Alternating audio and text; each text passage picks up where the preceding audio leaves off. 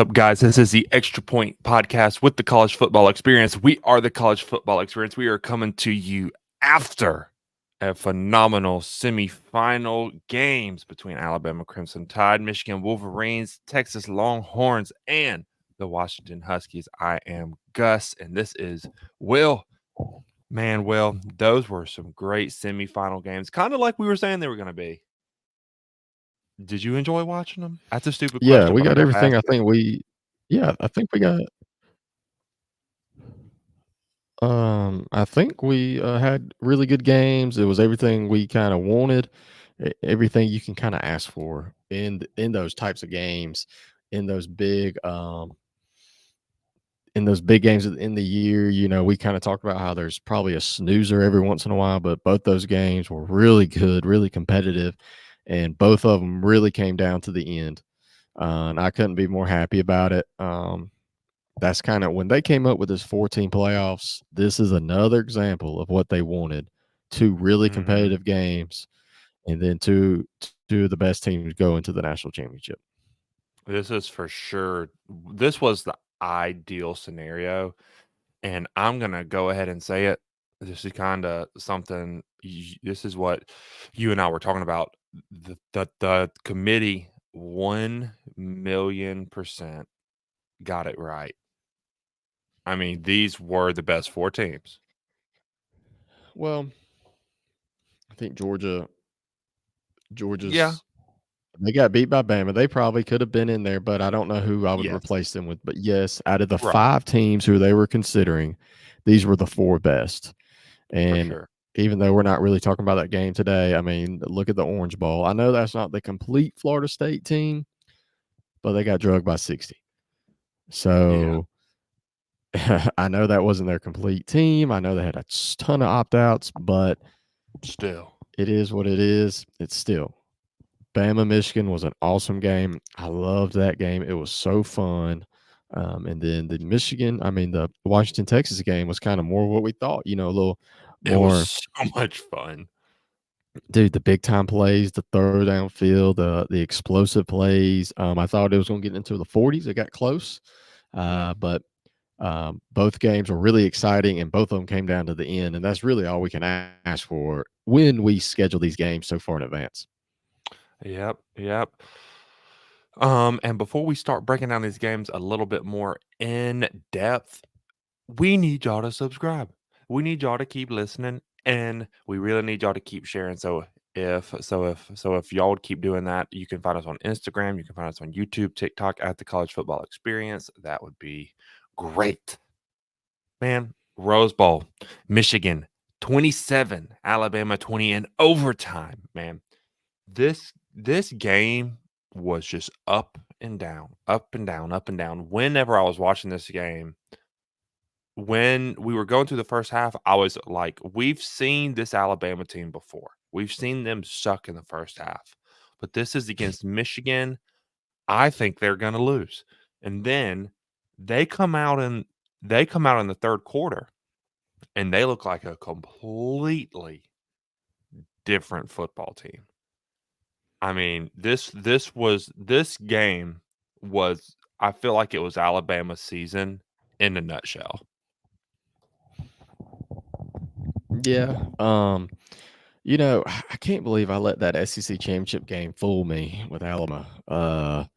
Because they kind of went back to what they struggled with the other 12 games before the Georgia game. Yeah. Um, just don't play consistently offensively, and they dang sure couldn't get the pass game going. I mean, Mm-mm. Jalen Miller only threw for 116 yards. Which is I terrible think for a playoff team. you were kind of yes, it's very bad.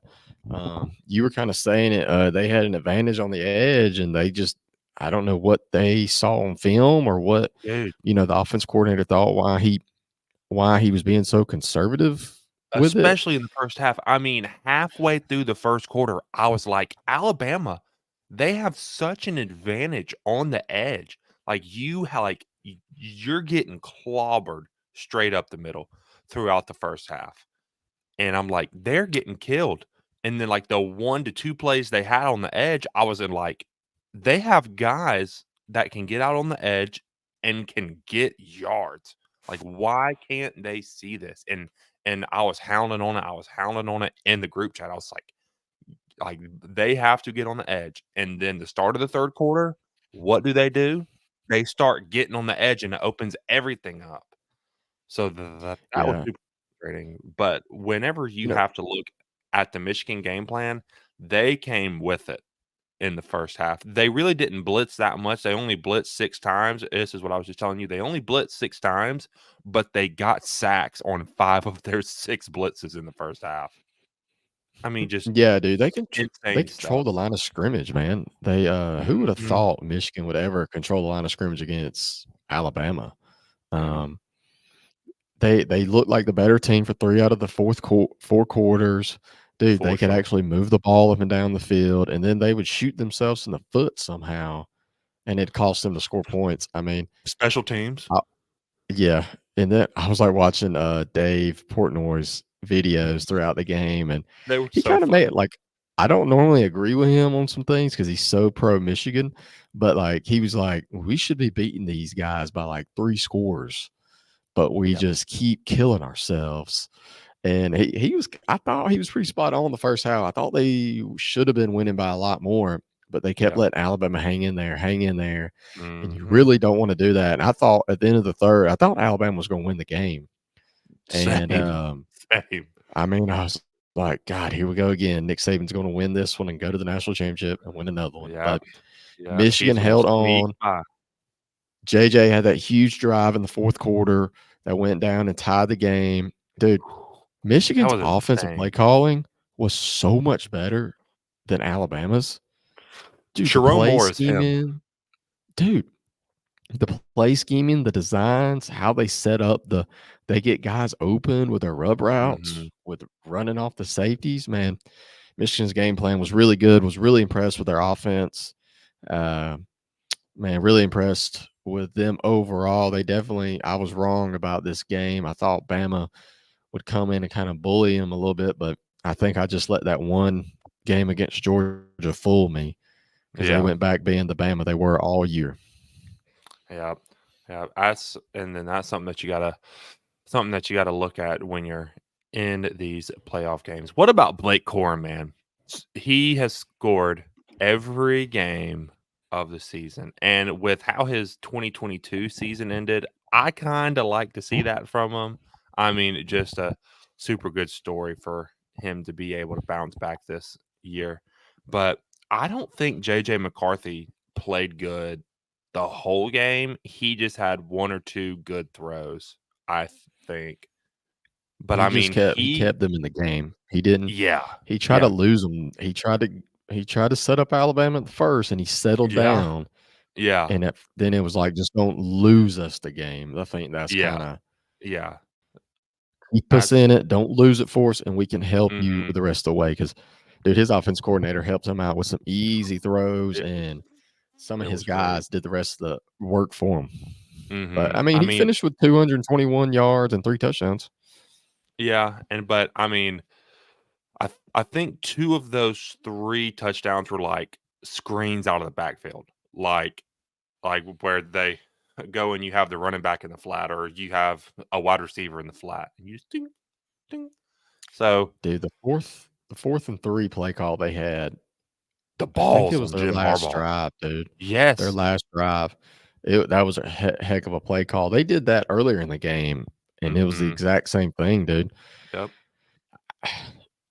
Give credit to them, man. That was the best defense they've played all year, Mhm. and they struggled at first, and then they found ways to get their guys the ball, and then they found a way to win the ball game. Yeah. I mean, Jim I can't stand Michigan. I think Jim's a really weird guy, but I think he is too. he's a hell of a coach, and he just outcoached the greatest coach of all time. So, for sure have to give him credit. Question going forward, where do you think Alabama goes from here? They gotta dude, they gotta improve offensively. Mhm. Is Milrow the answer? I don't I don't know. know. I just don't think he's consistent enough. I think they're so loaded around him that it that it's makes him able. not saying it's easy to be successful, but it's just he has it's he can find way more success than other quarterbacks because of the dudes he has around him, and they need to improve Yeah. up front. They Yes, haven't played well up front. They need to learn how to get a snap. I mean, why are we playing in January and we can't get a and we snap? can't snap the ball. So yeah, I think defensively they're fine. Oh, They yeah. recruit well. Nick Saban's the best defensive guy in the country. Maybe you can put him up there with him and Kirby are up there together. But they got to improve offensively, man. And they've Mhm. been in this type situation before. They've lost in the playoffs before. It's been a while, but man, they've been here before, and they need to improve offensively, especially on the kind of some of their wide receiver guys. They need a deep ball guy, um, Yeah. a guy who can spread the field vertically because they got dudes. I mean, they got dudes that can you can throw it out to a screen and he can go, but they need somebody that can stretch it vertically besides Burton. Yeah, which is something that I was about to say. They were able to keep him in check. They were able to keep Jermaine Burton in check. I don't even think I don't even think let me see. Let me see. Did he even have a catch tonight? He Jermaine Burton did. He had had a catch. he had 4 for 21 with a long of 11. He And had so the one in the he had one that set up the 4th and goal, I think. yeah.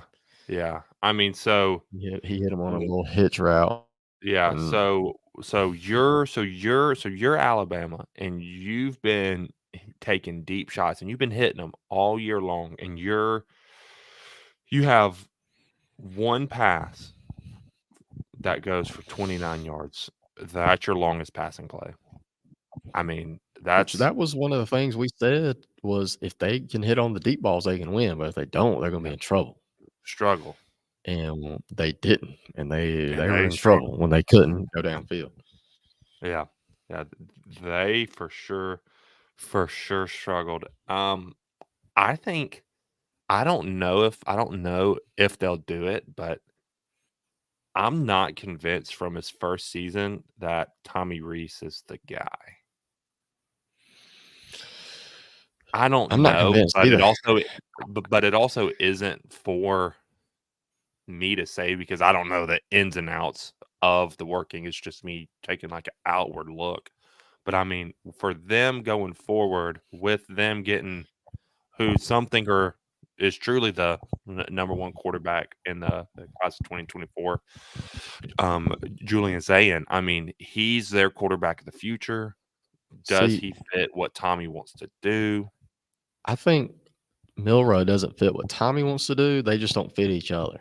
Other, Like yeah. Milrow would fit great with a Dan Mullen type offense, Oh quarterback yeah. runs, that type of guy. Um, so He I would think it's more he of would fit good in Augusta. I can't really judge on their offense coordinator until I kind of see a quarterback he wants. Yeah, that's They fair. got the number That's one fair. quarterback in the country. So maybe let me see him with him, see how he does, and then I can make a judgment on it. Because I Yeah. don't think him and Milrow are because he's not a Milrow guy. Milrow was there No. before he got there, and he Yeah. was really their only option this year. Obviously, that South Florida game shows he was the Yeah. only option who could make them be successful because they would have lost 3 or 4 games if If it Milrow wasn't for doesn't Jalen play. Milroe. For Yeah, sure. For sure, man. But congratulations to the Michigan Wolverines. I am super sad that you won, but you 100% deserve to win. You were the better team, all yeah. hands down. You were 100% the better team last night. Heading down to New Orleans. Whew. This game right here, it was so hard to stay up for. But goodness gracious, was it a good one? And I th- I think the better team won here too. I mean, The better team of the night won. yes. Yeah. I think talent wise, Texas should win 8 out of 10 times, but Washington played better. Quarterback played better. They got their coach better. I mean, it was definitely you could tell Washington wanted it last night, and they just played better, man, from Dude, all that around. I mean, I was Michael Penix, dude, he looked like a first round, top 5 draft pick, elite throws, putting it in the window, small windows, putting it out dude. there. Uh-huh. And he looked like a dude last night. It took Ewers a little bit to get going, Yep. um, but he finally got on and got going. I'm surprised Texas didn't keep running the ball because they did outrush them a Dude. ton. Yes. But man, Washington's passing game It's ultimately just too good. prevailed. And dude, shout out to Washington's defensive line for getting pressure on Ewers and causing him Mhm. to be uncomfortable. Dude. What were your kind of thoughts of? I know you're a big Washington guy, and Penix was your guy this year. Uh-huh. I th I think we probably well, I don't wanna have, like, a recency bias here, but we might have seen the deserving Heisman Trophy winner last night. I mean, just because he does play out on the West Coast, I don't think he got as much attention, but he also did have a stinker of a month. I think it was in October. I mean, they stunk in October. I mean, they had to survive in the month of October. So I can see why, but man, I think Washington won this game for every reason I thought they were going to win this game. I thought they were gonna have I thought they were gonna have the superior quarterback play, and they did. I thought they were gonna have the superior wide receiver play, and they did. I mean, just let me read some stats for you here. Rome Odunze, 6 catches, 125 yards with a long of 52. Jalen Polk, 5 catches, 122 yards with a long of 77 and a touchdown. J- J- Jalen McMillan, 5 catches, 58 yards, touchdown. I mean, just three-headed monster. I mean, and every throw is with surgical which is with surgical precision. I mean, everyone knows where they're supposed to be. Everyone knows exactly who the ball is going to. Everyone knows exactly when the ball is gonna get thrown. And I mean, this offense is just do you think it's up there with the 2022 Alabama and the 2019 LSU when it's at its peak proficiency? I mean, because they're just so crisp and so clean and so on it that I golly. mean, I don't know if those did the LSU team have 2,000-yard receivers? I mean, I know they had the capability, but did both of them get it? I'm pretty sure they did. Okay. I'm Well, I'm I mean, I think if I did, I would probably rank them 3rd right now because both yeah, those teams ended up winning a championship. yeah, So, let me see how dominant they are against if they can be dominant against Michigan, yeah, I'll put them up. I could have a conversation about it. information about it. Um, Yeah, because those other 2 had Heisman Trophy winners on their team, and I yeah. do think you're right. I think he's kind of fallen a victim of where they are located and the times of their games. Mhm. Not a lot of people can watch them, or they really want to watch them. Um, but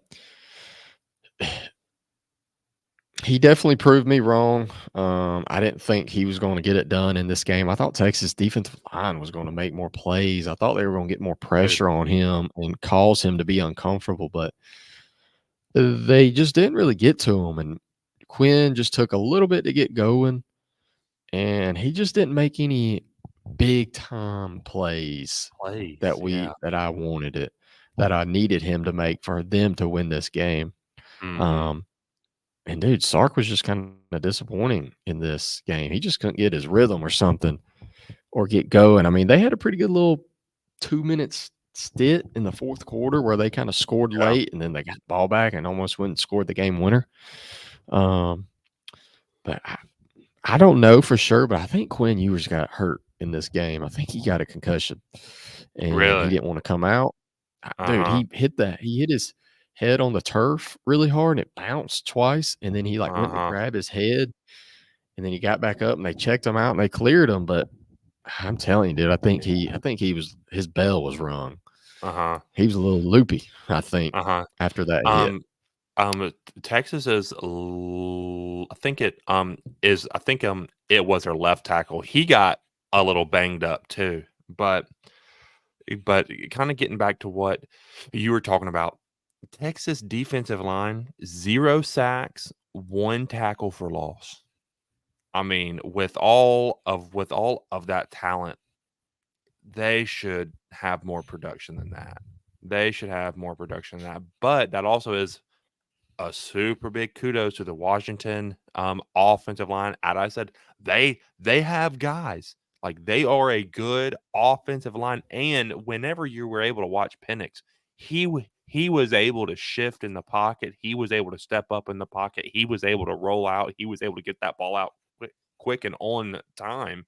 So that kind of was able to negate the Texas pass rush. And something else that you were kind of touching on, whenever Texas got in the fourth quarter and it was like the last 2 to 3 minutes, they reverted back to what they had been the entire season. They were able to hit the big plays in the open field, but when they got in the red zone, they completely choked it away. They completely choked it away. They scored 3 points when they were in the red zone in the final 3 minutes of the game. That sums up their season. This whole season, they've been such a terrible red zone team, and their true colors shined, kinda like It's like Alabama's. they overthink it. Yeah, yeah, or just the type of play caller that Sark is. Whenever the field compresses, he really can't do what he is wants to do, can't do what he's comfortable doing. So it's just like that, and so like the entire play calling just kind of shifts. Like Yeah. like You know I think on the final 4 plays, 3 of the passes were jump balls to AD Mitchell in the corner. yeah. I You know what I mean, love about, um, this, though, is both these matchups, if you look at the blue chip ratio and the recruiting rankings, neither one of these teams are anywhere close to Texas and Alabama when it comes to that mhm. percentage and the rankings that's happened over the last 3 years. I This don't just even kinda think shows. I don't even think that Washington is in the blue chip ratio. I don't Let's think they see. are either. I think Michigan's on there somewhere, but, like, compared to these 2 teams who have 4 and 5 stars everywhere, I just love how this kinda shows that developing helps. Coaching is a big deal, and, like, when you have a stud quarterback and you can develop the people around him, dude, you can win some ball games. Mhm. That's one thing I loved about the results of these 2 games. Even though I wasn't cheering for these 2 teams, it does show that coaching still matters, that necessarily these recruiting rankings don't always matter As much. sometimes as Yeah. much. I still think at the end of the day, the big dogs are gonna eat Yeah. majority of the time, but last night, it just showed sometimes coaching and developing works. Yeah. So, a blue chip ratio, the Washington Huskies are not above 50%, and the Michigan Wolverines, they're only at 54%. Alabama, j see if you can guess what Alabama is. Like 85. Higher, Oh my god. 88, higher, 92. 90. And then you have Texas as at 70. Dude, I truly think Alabama's just a quarterback position. Yeah. Like I love his legs. I think he can do some great things. I just think the two don't mesh well Yeah. together. It's Yeah. not. I think he's a pretty good offense coordinator. I think he's good quarterback of what he can But do. it just doesn't Uh, click yeah, all those the way. two. Yeah, those Just two just. He's gonna have to improve on his throwing, man, to mhm. for them two to kind of really click. And we'll see. We'll see this off season if he can get going with him. But kudos to Washington. Proved me wrong. I went 0 and 2 for the Man, playoff picks. Um, but hey, man, I hope we have a good championship. who you got winning the championship? I'm gonna save it for our championship preview. Oh, saving that for the championship. preview. Do you have any last takeaways before we bounce up out of here with a little quick little episode? Um, enjoyed these last year, the 14 playoffs, be 12-team playoff.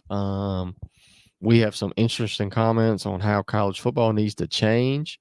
I can't wait for that episode to kind of get our thoughts on it, how the schedule needs to change. But it's going to be weird next year, man. We're going to be 12-team playoffs. We're going to be playing all the way into the end of January. So, That'll be weird. yeah. So I think the fun national playoffs. championship game is on the 20th of January.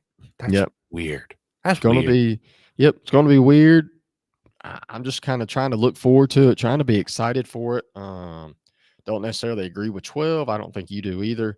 12 sucks. Think we kind of want 6 or 8 ourselves. I think I do. I think you want BCS original. Yeah. But anyways, appreciate you guys listening in. Make sure you subscribe, hit the like button, go follow us on TikTok, subscribe on YouTube, follow us on Instagram, share our stuff. We're really trying to grow this page, and we're looking forward to next season. And some of the three trips, I think we're pretty sure we're going to, possibly a fourth. Possibly. So appreciate you guys tuning in. Do you have anything else? I love college football.